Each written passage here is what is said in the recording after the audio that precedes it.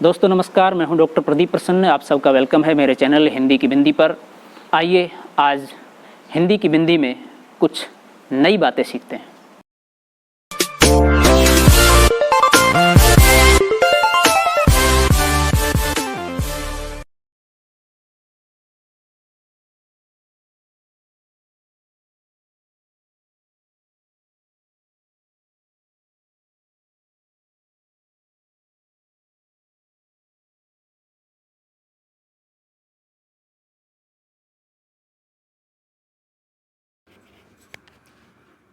विद्यार्थियों, आज की वीडियो हम बना रहे हैं कक्षा 8 की हिंदी पाठ्यपुस्तक वसंत के पाठ 18 है, जिसका नाम है टोपी।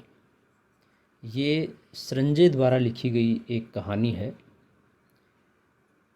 हिंदी पाठ्यपुस्तक वसंत का ये अंतिम पाठ है और इस वीडियो में हम इस कहानी का वाचन करेंगे, उसका अर्थ और भाव बताएंगे और उसके बाद एक वीडियो हम इस टोपी पाठ से संबंधित और बनाएंगे, जिसमें इस पाठ के सभी प्रश्नों के उत्तरों की बात करेंगे और उन उत्तरों को पढ़ कर के, समझ कर के, देख कर के आप अपनी परीक्षा की तैयारी कर सकते हैं।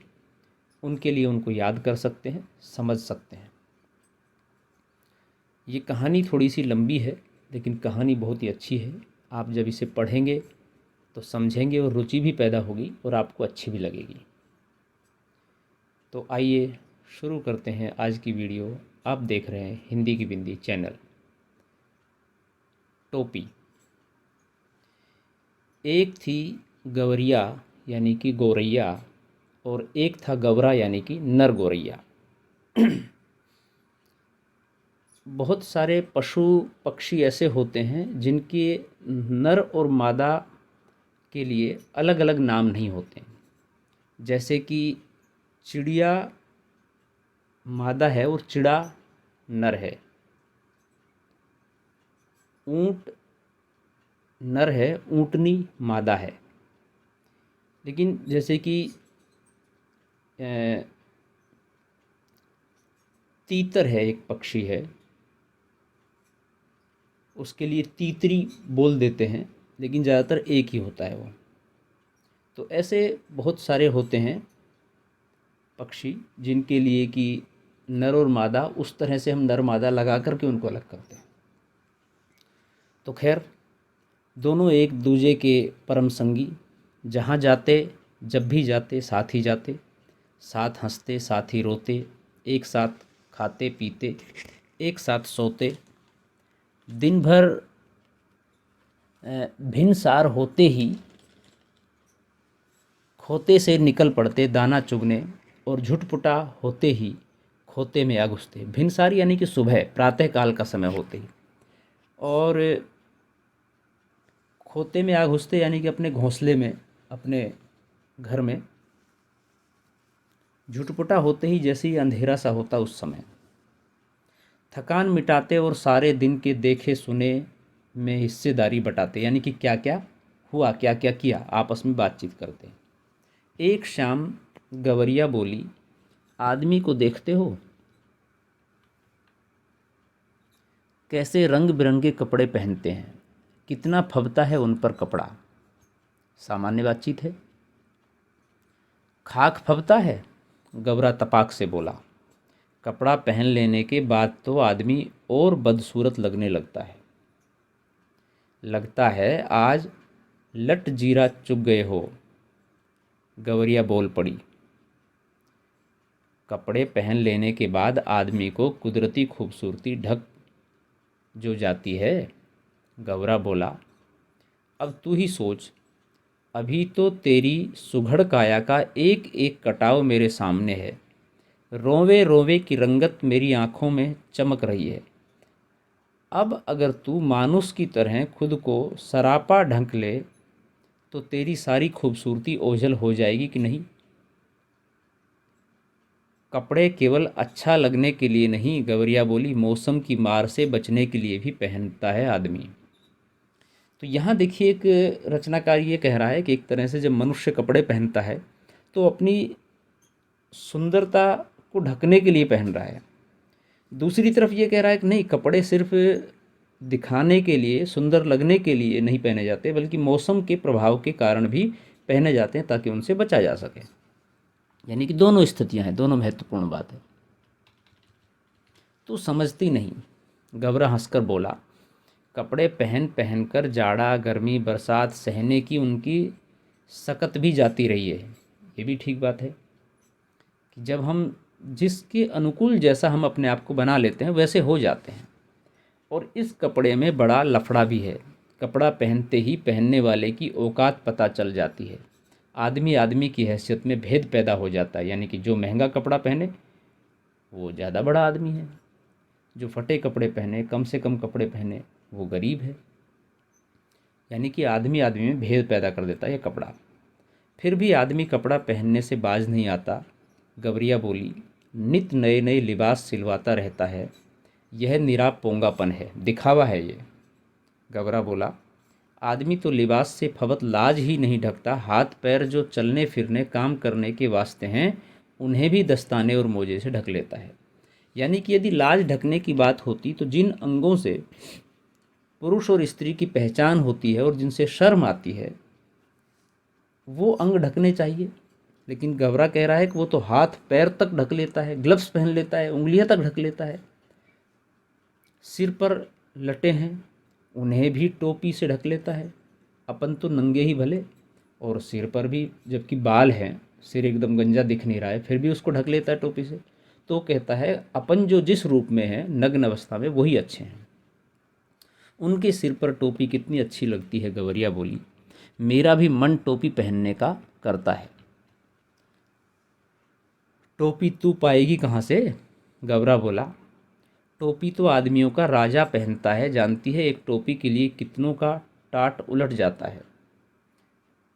टोपी यानी कि यहाँ पर मुकुट का संकेत है, राजा मुकुट पहनते हैं तो वहाँ पर बहुत सारे लोगों से युद्ध भी करना पड़ता है, सत्ता हथियाने के लिए, कुर्सी लेने के लिए। टोपी का मतलब यहाँ कुर्सी भी है, जैसे कि पीएम सीएम की कुर्सी है, मंत्रियों की कुर्सी है, उस वाली स्थिति में। जरा सी चूक हुई नहीं कि टोपी उछलते देर नहीं लगती। टोपी उछलना मुहावरा है, यानी कि आपकी कुर्सी चले जाना। अपनी टोपी सलामत रहे इसी फिक्र में कितनों को टोपी पहनानी पड़ती है, यानी कि बेवकूफ़ बनाना पड़ता है। मेरी मान तो तू इस चक्कर में पड़ ही मत। गबरा था तनिक समझदार, इसलिए शक की, जबकि गवरिया थी जिद्दी और धुन की पक्की। ठान लिया सो ठान लिया, उसको ही जीवन का लक्ष्य मान लिया। कहा गया है जहाँ चाहा वहाँ रहा, मालूम के मुताबिक अगले दिन दोनों घूरे पर चुगने निकले। यानी कि कचरे में, कूड़े दाने में, जहाँ पर भी उनको भोजन मिलता था वहाँ निकल गए। अब यहाँ पर गवरिया ने लेकिन ठान लिया कि मुझे टोपी पहननी है तो पहननी है। चुगते चुगते उसे रुई का एक फाहा मिला। मिल गया मिल गया मिल गया। गवरिया मारे खुशी के घूरे पर लौटने लगी जब उसको रुई का फाहा मिल गया तो। अरे क्या मिल गया रे? गवरे ने चिहाकर पूछा। मिल गया, टोपी का जुगाड़ मिल गया। गवरिया ने गवरे के सामने रुई का फाहा धर दिया कि ये टोपी है या इससे टोपी हम बनाएंगे। तेरे जैसा ही एक बावरा और था, गवरा बोला। रास्ता चलते चलते उसे अचानक एक दिन पड़ा हुआ चाबुक मिल गया। चाबुक था बड़ा उम्दा और लचकदार, किसी घुड़सवार के हाथ से छूटकर गिर गया होगा। चाबुक हाथ लगते ही वह बावरा चीखने लगा, चाबुक तो मिल गया, बाकी बचा 3 घोड़ा लगाम जीन। अब ये तीनों तो रास्ते में पड़े मिलने से रहे। सब काम धंधा छोड़ वह बावरा ताउम्र यह रटता रहा, बाकी बचा 3 घोड़ा लगाम जीन। गवरा उसे समझाते हुए बोला, इस रुई के फाहे से लेकर टोपी तक का सफ़र तुझे कुछ अता पता है? बस देखते जाओ अब कैसे बनती है टोपी। यानी कि यहाँ पर जो कहने का तात्पर्य है कि कोई भी एक वस्तु मिलने से या कोई भी एक छोटा अंग मिलने से उस वस्तु का पूर्णतः निर्माण नहीं किया जा सकता। या सिर्फ वो मिल गई तो आप ये आशान्वित हो जाएं कि बाकी चीज़ें मिल जाएंगी, ऐसा नहीं है। ये जो घोड़े लगाम जीन की कहानी, चाबुक की कहानी बताई है छोटी सी, इसमें भी यही संदेश है। और गवरिया को जो रुई का फाहा मिल गया है, उससे भी यही संदेश है कि इससे टोपी नहीं बन सकती, इसके लिए और बहुत सारी सामग्री चाहिए। बस देखते जाओ अब कैसे बनती है टोपी। गवरिया रुई का फाहा लिए एक धुनिया के पास चली गई और बड़े मनोहर से बोली, धुनिया भैया इस रुई के फाहे को धुन दो। धुनिया बेचारा बूढ़ा था, जाड़े का मौसम था, उसके तन पर वर्षों पुरानी तार तार हो चुकी एक मिर्जई पड़ी हुई थी, यानी कि एक टोपी पड़ी हुई थी, पहना हुआ था। वह कांपते हुए बोला, तू जाती है कि नहीं? देखती नहीं, अभी मुझे राजा जी के लिए रजाई बनानी है। एक तो यहाँ का राजा ऐसा है जो चाम का दाम चलाता है, ऊपर से तू आ गई फोकट की रुई धुनवाने। चाम का दाम चलाता है यानी कि मेहनत पूरी करवाता है, शरीर हमारा टूटता है, उसके बावजूद भी वो मेहनताना नहीं देता है, और तुम फ्री में यहाँ पर टोपी बनवाने रुई धुनवाने आ गई। कौन करेगा ये काम?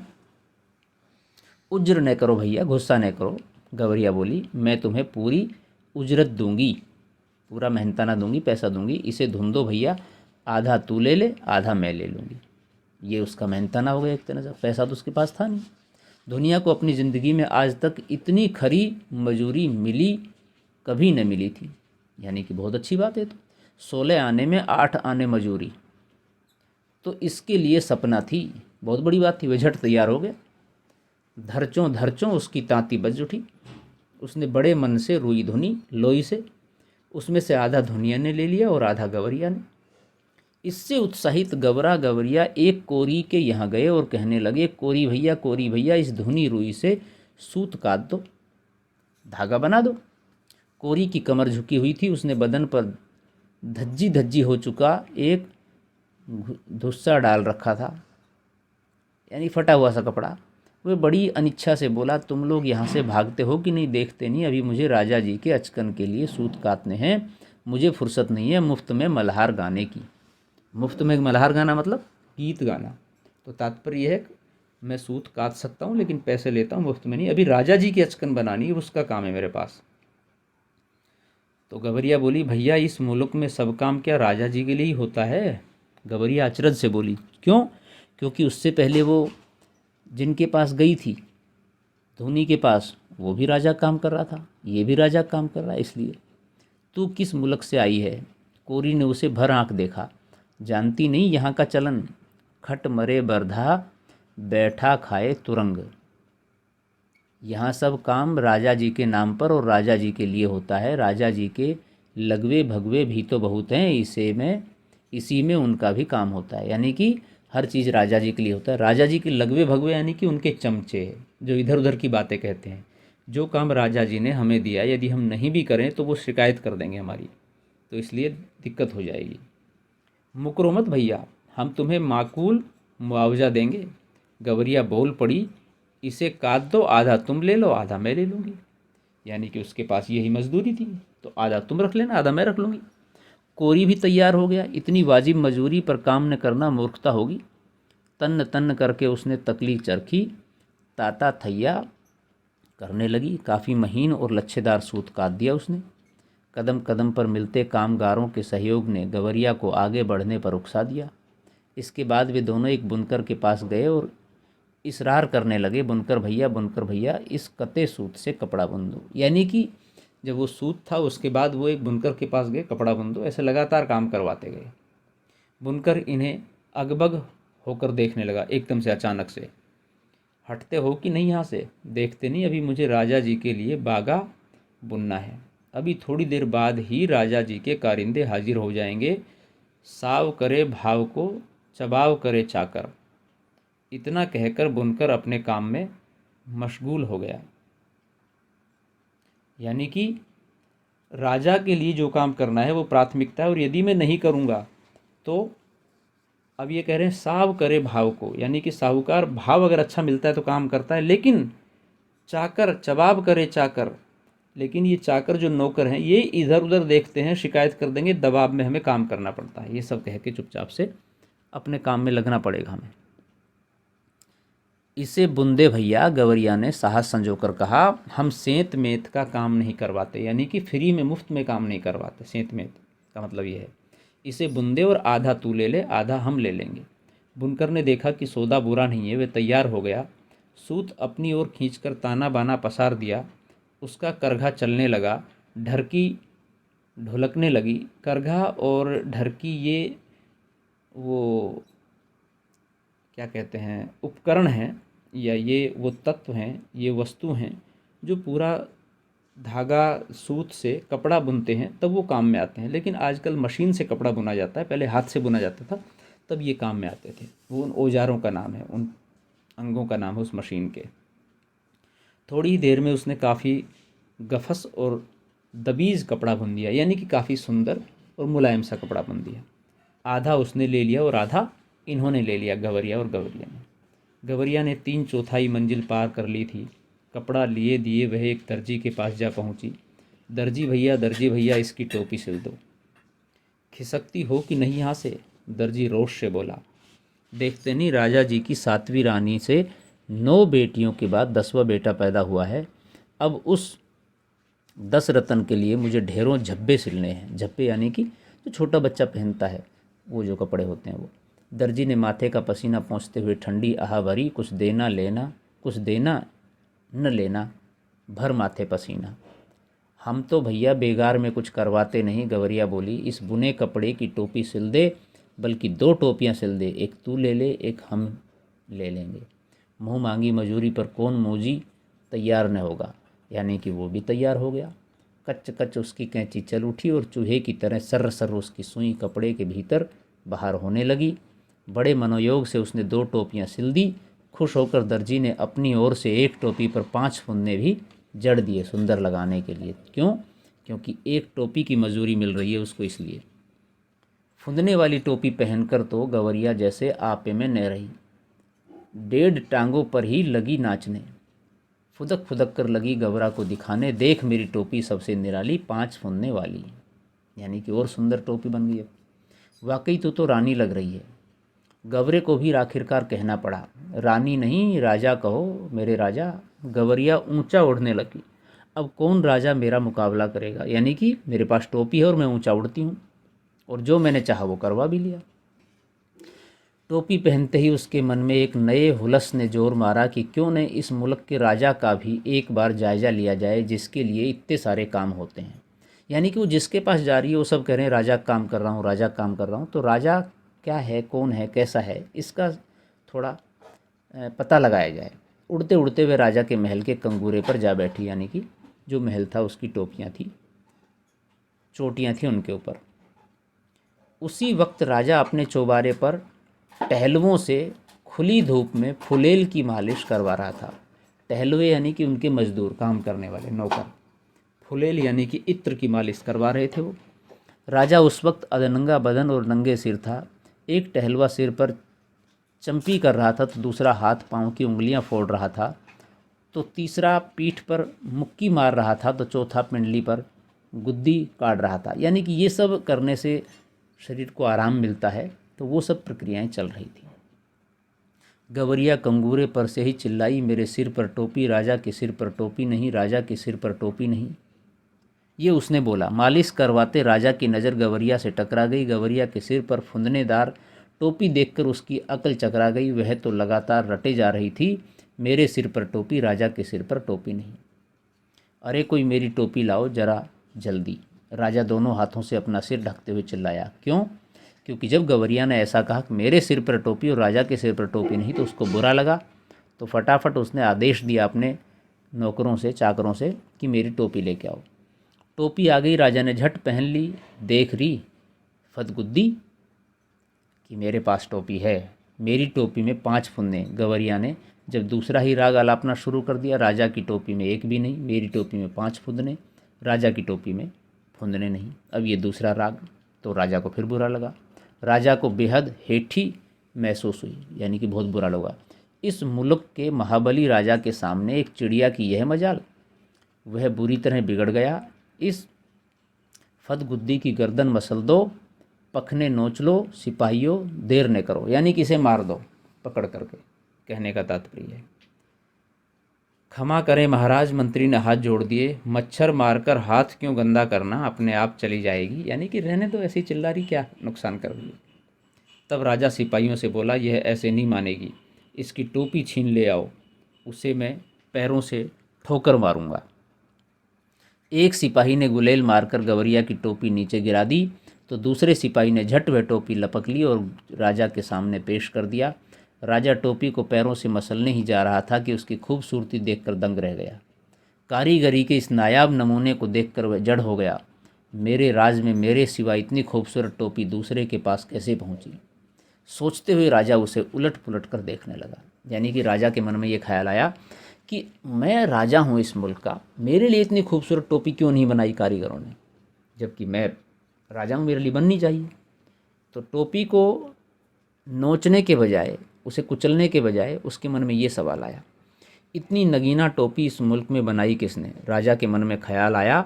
अब तो उस हुनरमंद कारीगर की खोज होने लगी। राजा चाहे और पता न चले, यानी कि राजा चाहता है तो हर चीज़ पता लग जाती है।